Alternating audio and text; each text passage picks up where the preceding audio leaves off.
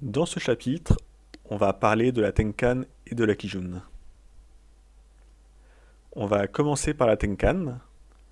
Donc la Tenkan, c'est une droite qui nous sert de résistance, mais qui est assez faible.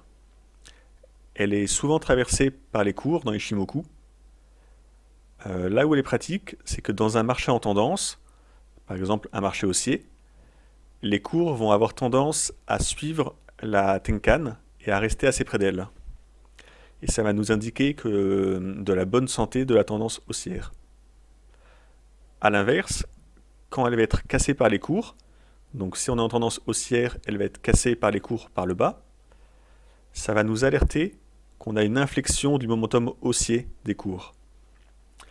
Ça veut dire que les cours vont baisser ou stagner pendant les prochaines bougies.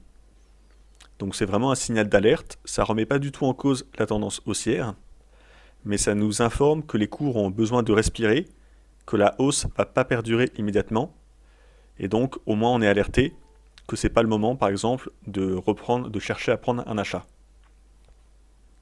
Alors j'ai affiché un cours avec Ishimoku à l'écran. Alors la Tenkan, pour moi, elle est en rouge. Et vous voyez, j'ai tracé deux cercles rouges, c'est deux choses intéressantes. C'est les deux moments où les cours passent sous la Tenkan dans la tendance haussière. Donc, comme je vous ai dit avant, c'est un signal d'alerte que la tendance haussière va faire une pause. Et là, on peut voir ici, par exemple, on passe sous la Tenkan et après les cours baissent.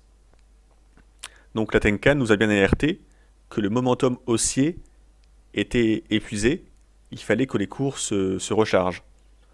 Donc là, on savait qu'il y allait avoir une baisse ou une stagnation avant que la tendance haussière reprenne ses droits. Et pareil pour le deuxième point que j'ai encadré, les cours repassent sous la Tenkan, et là on a une toute petite baisse ou une latéralisation des cours, un range, avant que la hausse reprenne après. Voilà, donc la Tenkan c'est vraiment pour nous alerter qu'il va y avoir une pause dans la tendance actuelle. On va maintenant passer à la Kijun.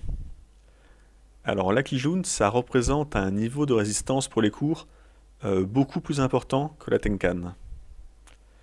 Quand le marché est en tendance, elle sert de garde-fou à la tendance en fait. C'est elle qui garantit que la tendance va se poursuivre. Quand elle est cassée par les cours, ça nous alerte par contre qu'il y a une possible fin de la tendance actuelle. Donc c'est un signal d'alerte assez important.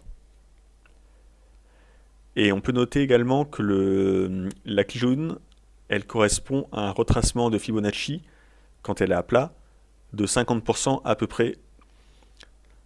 Donc je vais vous afficher un graphique. Donc c'est le même qu'avant. Cette fois la Kijun, moi, elle est en verte.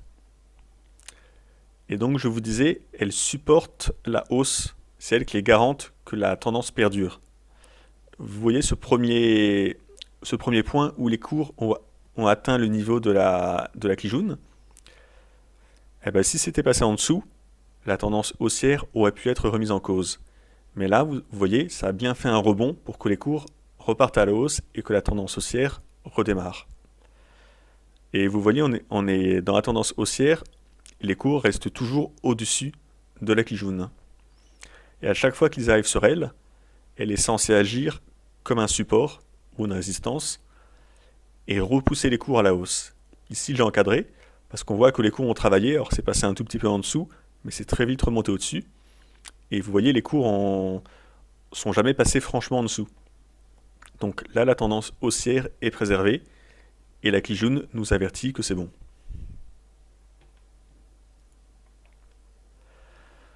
Voilà, on en sait un peu plus sur la Kijun et la Tenkan. Dans le prochain chapitre, on va aborder ce fameux Kumo, qui est un élément vraiment fondamental pour Ishimoku.